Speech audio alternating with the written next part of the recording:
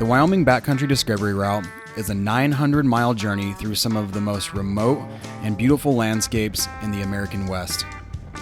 From the towering peaks of the Snowy and Wind River mountain ranges to the rolling hills of the Great Divide Basin, this route will test your skills and leave you in awe. Whether you're an experienced off-roader or just looking for an adventure, the Wyoming BDR is a must-do for any outdoor enthusiast. So grab a beverage and sit back as we take you through our journey on the Wyoming BDR.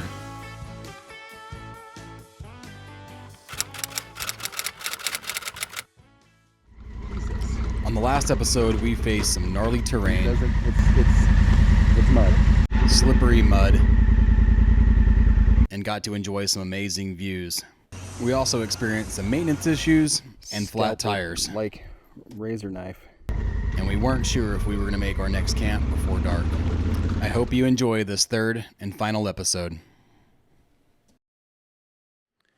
Well, morning of day 4, section 7.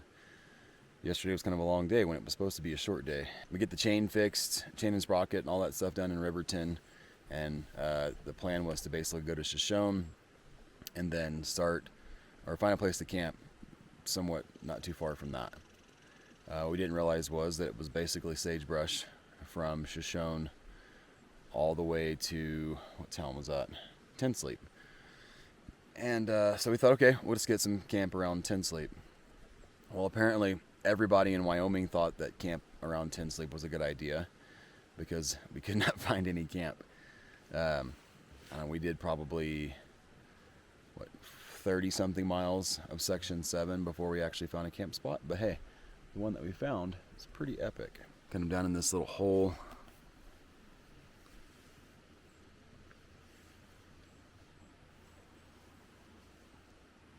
Nice views.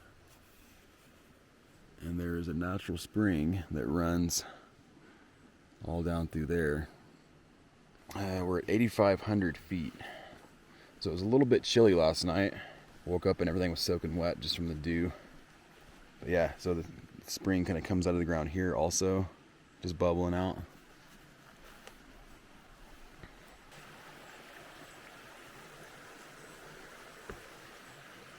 Crystal clear water.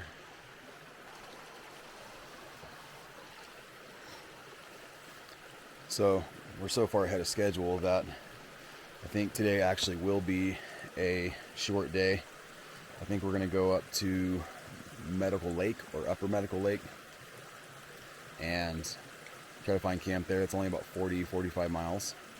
And if everything's full around there, then we might just finish the route and drop into Montana. But so far that's the plan. So let's see how things go today.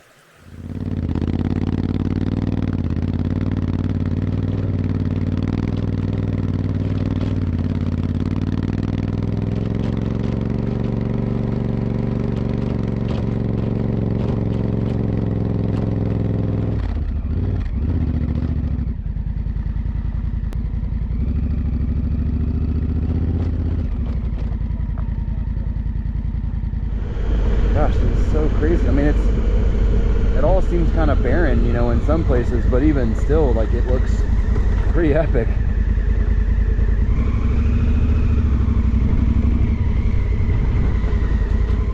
Up here checking out the Medical Lodge petroglyphs. It's a pretty neat little detour off the route. It's only 2 miles, so definitely check it out. Lots of information about history of this area. Some Medicine Lodge petroglyphs. It's a very clean and well put together state park, but there's petroglyphs all along these rocks here.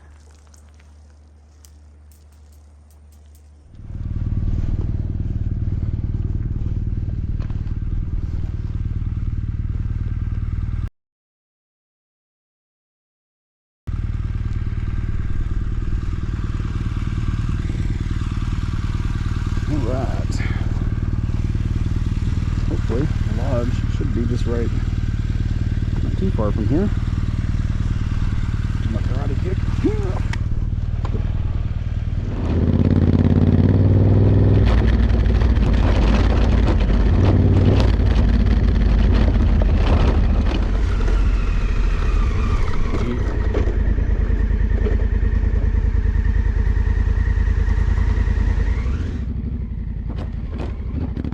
section here just after the viewpoint is one of my favorite sections, heading into Medicine Lake.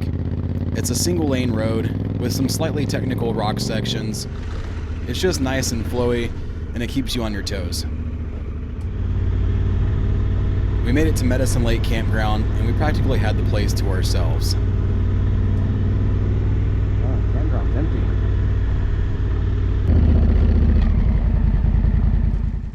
Yeah, let's do that. We'll stay here at Medical Lake. Make it a short day. Yep, gonna be a short, easy day. Found a nice little camp spot. We'll go ahead and just stay here for the night. Checking out the lake here at Medical Lake Lodge at the campground. Crystal clear water.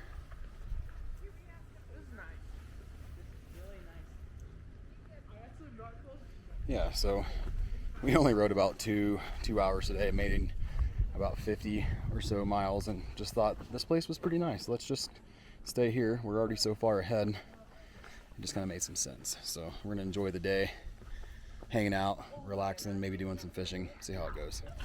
Got Dan doing some backcountry laundry here.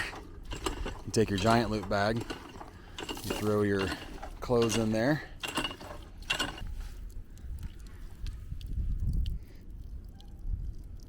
Throw some soap in.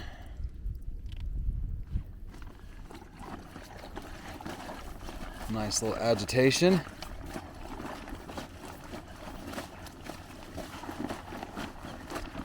Little rinse cycle. Rig them out and hang them up. Backcountry laundry. All right, so a little recap of the last 2 days.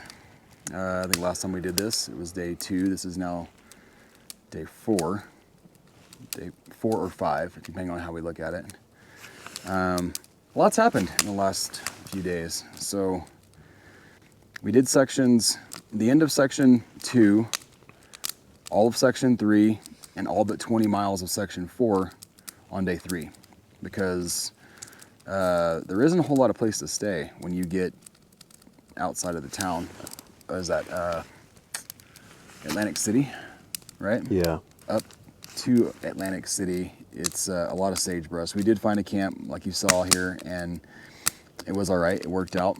We went from there through the national forest and saw some moose and some awesome mountain lakes, and then down into Lander. But we had, a couple of days prior, we had noticed that my chain and my sprocket from the ride over had just gotten smoked. So I had ordered at the Honda place in Riverton, which is just north of Lander, a chain and sprocket, and they got it to me overnight, which was awesome. So we did detour off the route a little bit into Riverton to pick that stuff up. That was Mountain, I think, Motorsports. I'll leave it right here. I'm not even close, I don't think. But so they were awesome. They allowed me to use their garage and some of their tools to get the chains and sprocket put on. It took about 45 minutes or so, and we were on our way. And really the plan for that day, since we had such a long day the day before, was to basically have a short day and find camp. The beginning of section 5, essentially, yeah. Beginning of section 5, we were hoping to just find camp. That section we did not realize is sagebrush for hours. You go through the oil fields and all that, and right about halfway through that or so is when you picked up. Yeah, picked up the knife blade. Picked up the knife blade. On my rear tire. Which, you would think if it just punctures it, you can patch it, but when it punctures it at an angle, 4, 5 patches or 5 plugs yeah. didn't work. So got the tire off, got the patch on, and then realized we did not have near enough pressure to seat the bead, which we kind of had an idea that was going to be the case anyway, but that we just thought give it a go and try. And tried some interesting methods to try to seal it up. Every method possible to seal the bead, but anyway, ended up taking the tire back off, and you have a phenomenal patch on that tire still. I'm sure it holds there. Totally be good to go, but throwing that 17-inch tube in there, and probably 3:30 by then. Yeah, I think which so. we had hoped to be at camp by 3. No, it was 5:30 because we got into 10 sleep at 7:30. Okay, we're like, all right, well, we'll stay right before 10 sleep. Well, there's nowhere to stay before 10 sleep. Got into 10 sleep, and it's a pretty busy town, actually, for what it's worth. There was a lot of stuff going on. But we knew the National Forest was just a little bit north of there, so we're like, hey, let's just go hop in the National Forest. We'll pitch up a tent, and we'll be done for the night. Little did we know that was going to turn into about 40 miles of dirt, because every single turnoff that we tried to get into had somebody in it. Literally every single one. Every single one. So I don't know, people were from like Montana. We saw plates from all over where people were coming to Wyoming and around that area to camp for some reason. So ended up getting about 40 miles and then ended up finding a nice spot. But it was like dark when we had to set up, which our rule is that we are trying to be done by between 3 and 5 every day, because we get an early start. And 2 days in a row, we pretty much doubled what we said we were going to do. Needless to say, I mean, we were way ahead of schedule. So this morning we got up and we basically decided to sleep in, broke camp about 10:30. We rode for an hour and 50 minutes. Yeah, hour 50 minutes. And we made it here to Medical Lake Lodge. Is that what it's called? Medicine Lake. Medicine Lake. Yep. And yeah, so we found an awesome campground here, and this is what we're doing. We have tables, we've got bathrooms right over there, fire pit, and we just decided to join all the people. When we got here, actually, there was only a couple people here, and then we've had a couple groups of bikes roll in, and that's where they're staying here also. But it's an awesome lake. The lodge is cool, and it's nice and cold. Got some laundry done, got some washing of our bodies done, and he washed my back, I washed his. Yeah. Oh yeah, that sounds good. And yeah, that's what we're doing. I mean, we're gonna go to bed pretty early, most likely, and get an early start, and most likely finish the entire route by noon to 1 o'clock tomorrow, and that'll be it. Anything to add? No. Yeah. Pack CO2 cartridges when you have tubeless tires. If you have tubeless tires, it helps to pack CO2 cartridges, and maybe 2 pumps instead of just 1. That's true. Because we didn't mention that. He burnt his pump up. Luckily, right as we got the tube in, we got about 20-something pounds of air in there. So if we have a flat between now and the end of the route, we're screwed. But neither one of us packed some of the normal things that we packed. For some reason, we forgot a few things, and it's worked out, but just barely. Mm-hmm. So yeah, we'll do last day tomorrow, and you'll get to check that out, and we'll touch base with you later.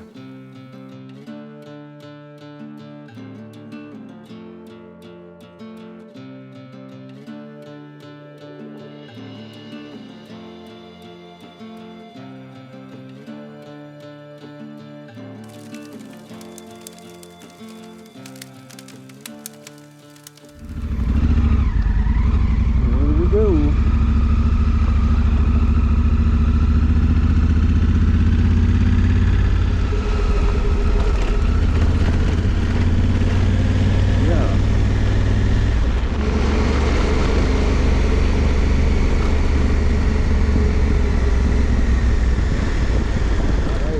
That intersection, or this intersection, is the expert section. So as I mentioned a minute ago, we were down to no air pump, and we thought it would be a good idea to go ahead and bypass the expert section just in case we had any mechanical issues. From here, we finished up the last part of section 7 and made our way into Prairies Junction to get some fuel, some food, and start section 8.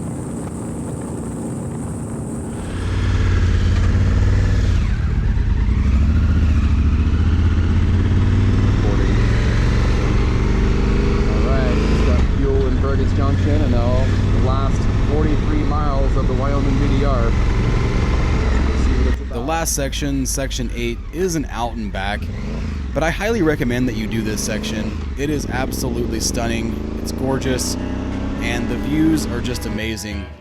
It's not technical at all, and I really think you'll enjoy it.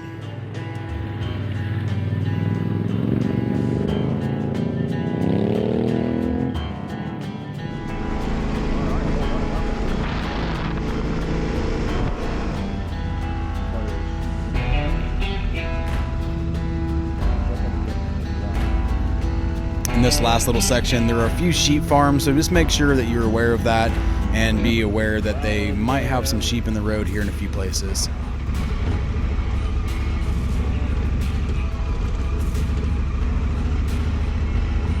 Cabin back here, or whatever.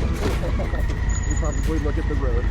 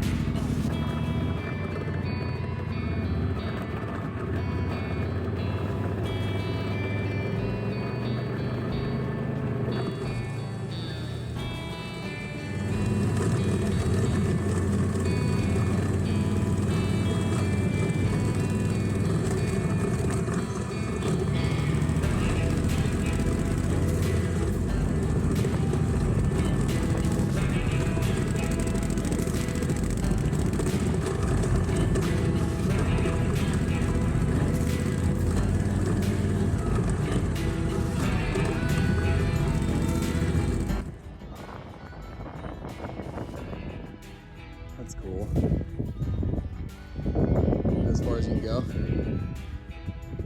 As far as you can go in there. That's neat. Incredible view.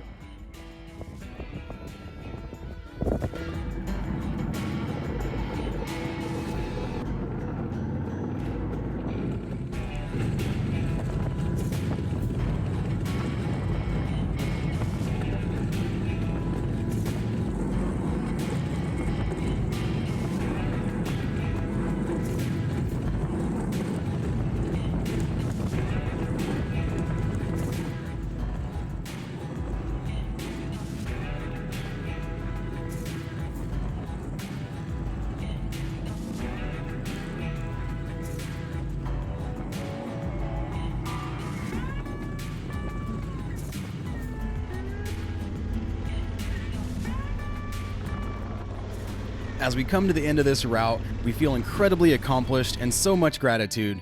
The past few days have definitely been a true test of our skills, determination, and perseverance. From the steep climbs of the rocky trails and river crossings, the weather, and a few bike issues, the route challenged us in pretty much every way possible. But we were also able to see absolutely stunning scenery and some awesome wildlife along the way. We watched the sun rise over the peaks and camped under the gorgeous stars.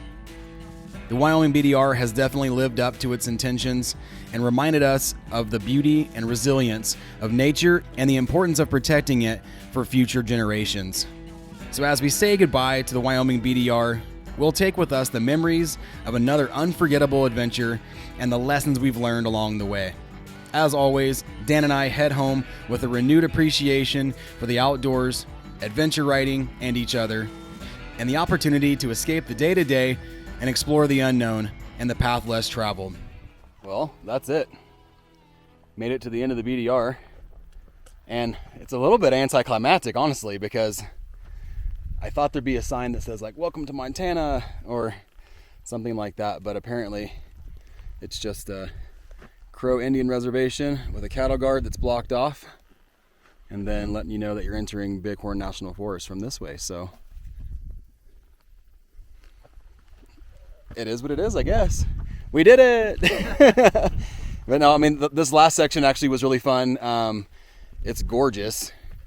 You know, it's views for a long way, no more sagebrush, and you got trees, and just really cool vistas along the way. So highly recommend doing that last section. It is an out and back, essentially, because you can't go any further than this. And really the best way to get out, if you're pressed for time, would be just to go the same way you came in. So that's what we're going to do. You got anything to say, Dan? Nope. Man, a few words, always. Great trip. Enjoyed it. Great trip. Cool BDR, for sure. Yeah, I mean, it's definitely worth doing for sure. We had a good time, and I hope you enjoyed this. If you have any questions or comments, leave them down below, and Appreciate you guys watching. If you haven't yet, hit that subscribe button as well as that icon. That way you know when new videos like this are released. Also, check out the Patreon page if you'd like to support the channel. It's linked down below as well. But appreciate you guys. Thanks for watching. Hope you get out and get some adventures in like this. See you next time. Well, that's it, guys. If you like this video, check out this one right here, or YouTube suggests this one here. If you'd like to support the channel, check out the Patreon page in the bottom left corner, and we'll see you in the next backcountry adventure.